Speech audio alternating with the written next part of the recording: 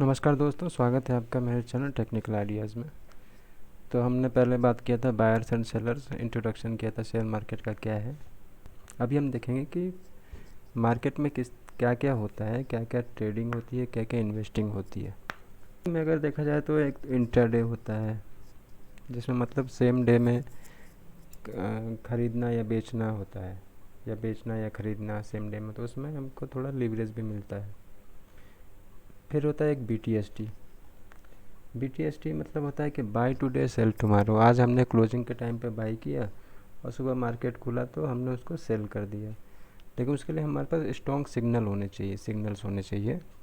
जैसे कि कोई स्टॉक बहुत ही अच्छा चल रहा है और हमें उम्मीद है, हमने कुछ चार्ट पैटर्न्स में कुछ ऐसा कुछ देखा है, कोई स्ट्रॉन्ग सिग्नल देखा है, कोई कैंडल स्टिक देखा है, या कोई इंडिकेटर देखा है, या कोई वॉल्यूम ऐसा देखा है, जैसे हमको लग रहा है कि कल ये अच्छा गैप अप ओपन हो सकता है, तो उसको हम आज ही बाय कर सकते हैं क्लोजिंग के टाइम में, ताकि सुबह जब हाई पे खुले तो हम उसको सेल कर सकें, या फिर अगले दिन के हिसाब से हम उसमें ट्रेडिंग कर सकें।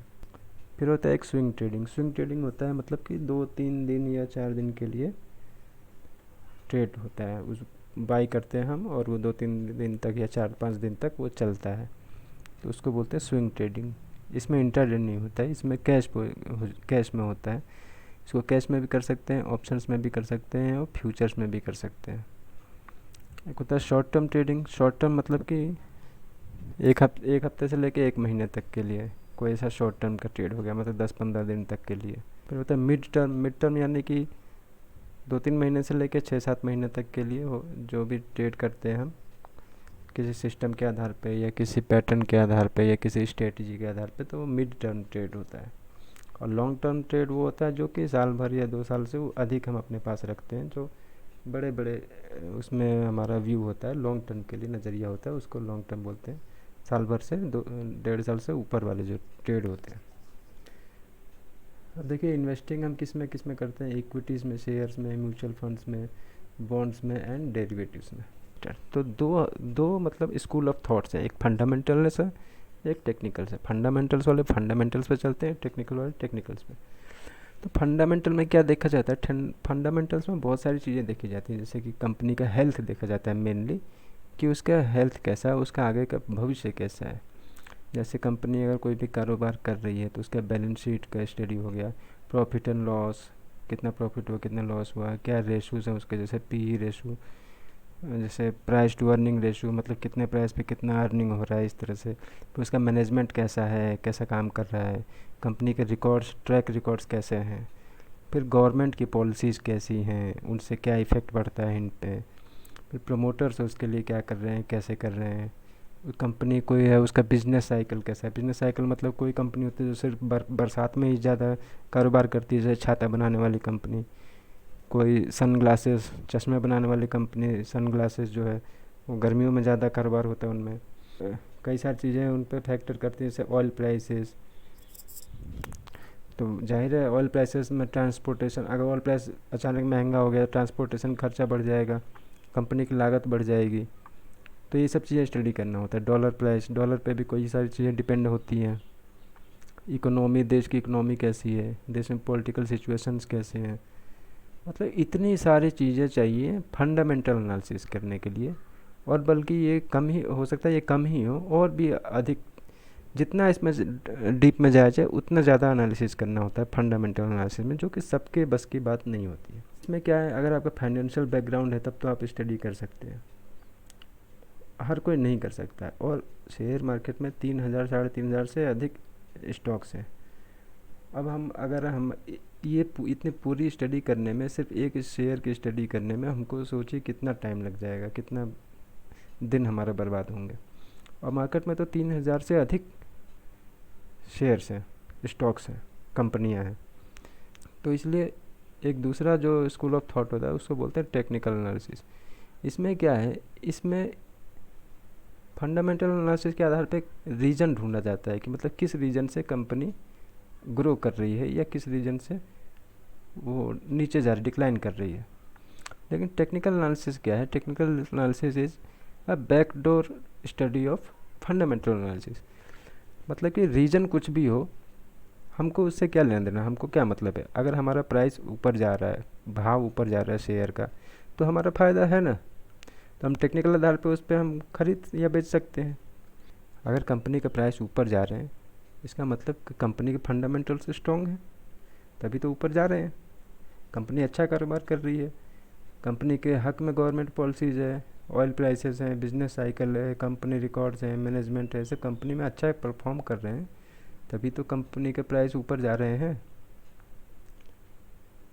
या फिर अगर कंपनी बुरा परफॉर्म कर रही है, उसके फंडामेंटल्स वीक हैं, तो प्राइस उसके नीचे जा रहे हैं। तो किस वजह से ऊपर जा रहे हैं या किस वजह से नीचे जा रहे हैं, उसमें हमको पढ़ने की क्या ज़रूरत है। उतना स्टडी हमको करने के लिए क्या ज़रूरत है। ये स्टडी करने के लिए बैठे हुए हैं बहुत बड़े बड़े लोग, बड़ी मछलियाँ बैठी हुई हैं। तो हमको इसमें ज़्यादा स्टडी करने का कोई मतलब नहीं है। सिर्फ हमने चार्ट पे देखा, अपना एनालिसिस किया, उसके आधार पे हम ट्रेड कर सकते हैं बहुत बड़े ही आराम से। एक 10 साल का बच्चा भी, मैं आपको इस तरह से बताऊंगा, समझाऊंगा कि एक 10 साल का बच्चा भी समझ जाए उसको। तो ये है मेरा मकसद, ताकि आप लोगों का पैसा, जो हार्ड अर्नड मनी है, जो मेहनत का कमाया हुआ पैसा है, वो बर्बाद ना हो, व्यर्थ ना हो, और कम से कम आपको कुछ उसके रिटर्न मिले। तो ये चीज़ें मैं आपको बताऊंगा और यही मेरा मकसद है। तो समझ गया, कंपनी का भाव अगर ऊपर जा रहा है तो कंपनी फंडामेंटल्स अच्छे हैं। कोई भी शेयर का प्राइस अगर ऑल टाइम हाई पे है, तो दुनिया बोलती है कि अब वो नीचे गिरेगा, उसको बेच दो बेच दो। लेकिन मैं कहता हूँ नहीं, ऐसा गलती कभी नहीं करना चाहिए। जो कंपनी नए नए हाइज बना रही है, वही कंपनी सबसे बेस्ट कंपनी है, क्योंकि उसका फंडामेंटल्स भी बेस्ट है, तभी तो उसके प्राइस ऊपर जा रहे हैं। और दूसरा क्या रीज़न है, अगर आपको कोई रीज़न पता हो तो मेरे को कमेंट करके ज़रूर बताइए, मैं भी जान लूँगा। और अगर फंडामेंटल्स डाउन है तो कंपनी के प्राइस नीचे जा रहे हैं, डाउन जा रहे हैं। और अगर प्राइस साइडवेज है तो कंपनी के फंडामेंटल्स भी स्टेडी हैं, मतलब ना ज़्यादा अच्छे हैं ना ज़्यादा बुरे हैं। तो रीज़न क्या है, कुल मिला के हमको उसको जानने की ज़रूरत नहीं है। हमको रिज़ल्ट जो है, उसका रिज़ल्ट जो है वो चार्ट पे दिखता है, और उसको स्टडी करने के लिए हमारे पास कुछ टूल्स हैं, वो मैं आपको सिखाऊंगा कि टूल्स का कैसे यूज़ करना है। इसलिए इसको हम बोलते हैं technical analysis. What is technical analysis? It is purely study of price. इसमें सिर्फ प्राइस की स्टडी होती है, इसमें फंडामेंटल से कोई लेना देना नहीं है। फंडामेंटल चाहे अच्छे हैं चाहे बुरे हैं, वो सब कुछ हमको चार्ट पे दिख जाता है। अच्छा देखिए, types of instrument. Technical studies में या शेयर मार्केट में, एनएससी निफ्टी में या बीएसई में हम क्या क्या चीज़ों में ट्रेड कर सकते हैं।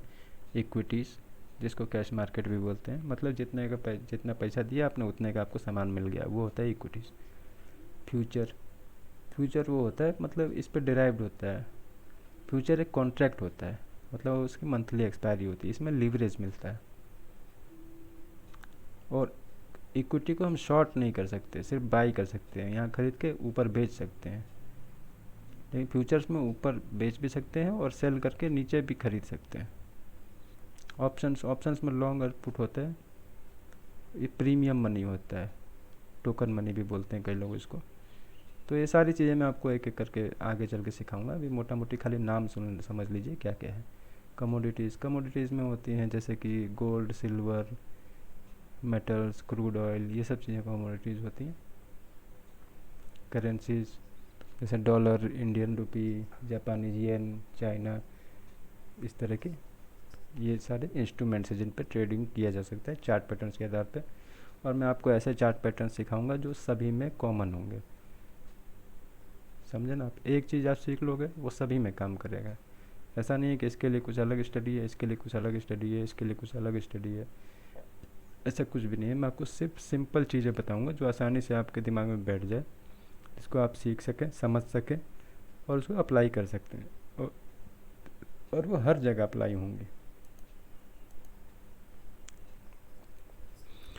तो आइए शुरू करते हैं प्योरली टेक्निकल एनालिसिस। देखिए, टेक्निकल एनालिसिस की शुरुआत होती है सबसे पहले, जो बेसिक चीज़ें हैं वो हमको समझना बहुत ज़रूरी है।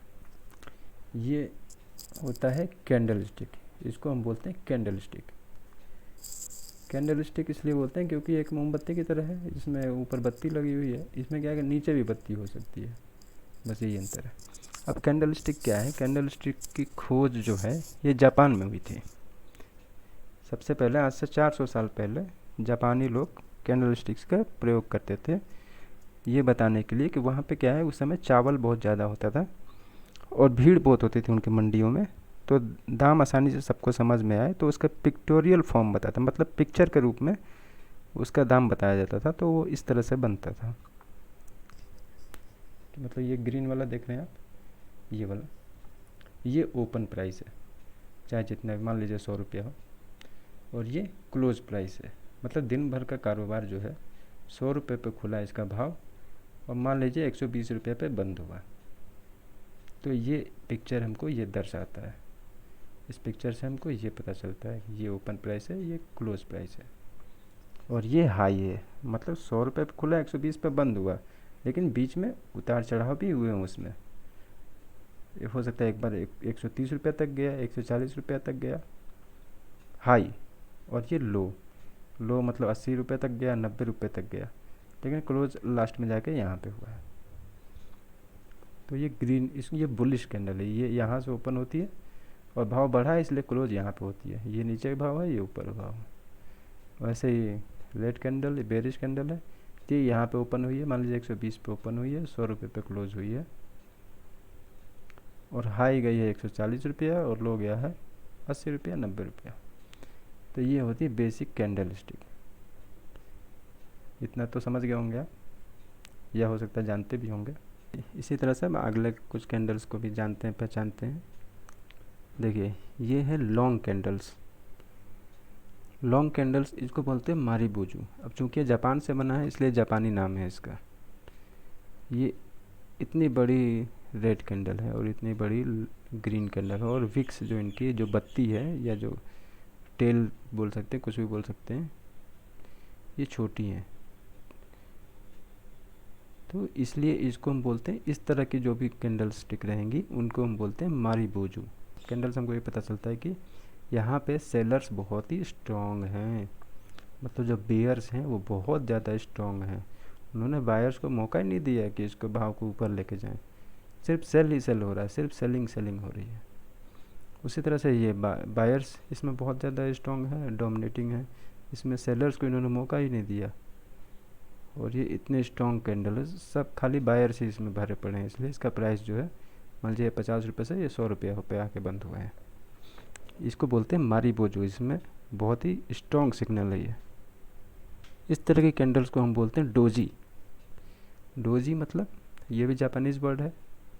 डोजी मतलब ये जो है इनडिसिजिव कैंडल्स मानी जाती हैं, मतलब यहाँ पे कुछ भी क्लियर स्पष्ट नहीं है। देखिए यहाँ पे ओपन हुआ, बायर्स इसको यहाँ तक ऊपर तक लेके गए, फिर यहाँ से ये वापस आया, तो वापस आया तो ये जो पूंछ रह जाती है वो इंडिकेट करती है कि यहाँ से वापस आ गया। फिर यहाँ से बेयर्स इसको नीचे लेके गए सेलर्स, और फिर यहाँ से बायर्स ने इसको ऊपर उठा लिया। तो मतलब कुल मिला के कारोबार का रेंज तो यहाँ तक है, यहाँ तक, यहाँ से लेके यहाँ तक प्राइस का मूवमेंट हुआ है, लेकिन क्लोजिंग जो है ये वो लगभग वहीं पे हुई है जहाँ पे ओपन हुआ है। इसी तरह से ये है, ये इसमें भी प्राइस यहाँ तक गया है, यहाँ तक गया है, और बंद वहीं के वहीं पे हुआ है। तो मतलब यहाँ पे कोई भी क्लियरली डोमिनेट नहीं हुआ, जैसे कि पिछली में आपने देखा था।